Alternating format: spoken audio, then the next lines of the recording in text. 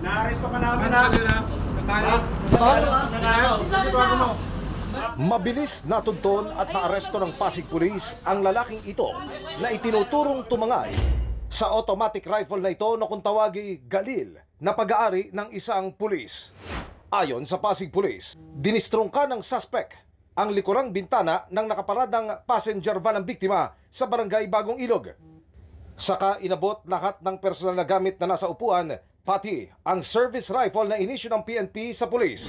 Sa pagmamadali daw niya para pumasok sa trabaho, naiwan niya yung kanyang baril na Galil sa loob ng kanyang van. Dito unang nakuna ng CCTV ang suspect pagkatapos na isagawa ang krimen. Habang siya'y naglalakad palayo, bit-bit niya ang baril na binalot ng tela. Sa mismong pinaradahan po niya ay wala po tayong nakuha mga CCTV. No? Pero along the way po, sa mga pangalawang kanto na may nakuha tayong CCTV. Mula sa Pasig, sumabit ng jeep ang suspect. Nilagay ang baril malapit sa estribo. Saka bumiyake pa Mandaluyong at Taguig kung saan siya nakatira. Kinabukasan, ibinenta na ng suspect ang automatic rifle online. Higit 100,000 piso ang halaga nito. Pero ibinebenta lang daw ng suspect ng higit sa kalahati ang presyo. Binebenta po niya ito sa halagang 40,000 lamang. Pumayag po yung ating suspect na may kapag-meet up sa ating confidential informant.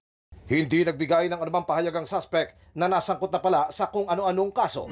Series of robbery na po yung ginagawa niyang kaso, hindi lang po dito sa Pasig, nahuli na rin po siya sa Taguig. Ang pulis naman na may-ari ng ninakaw na baril, sinampahan ng kasong administratibo.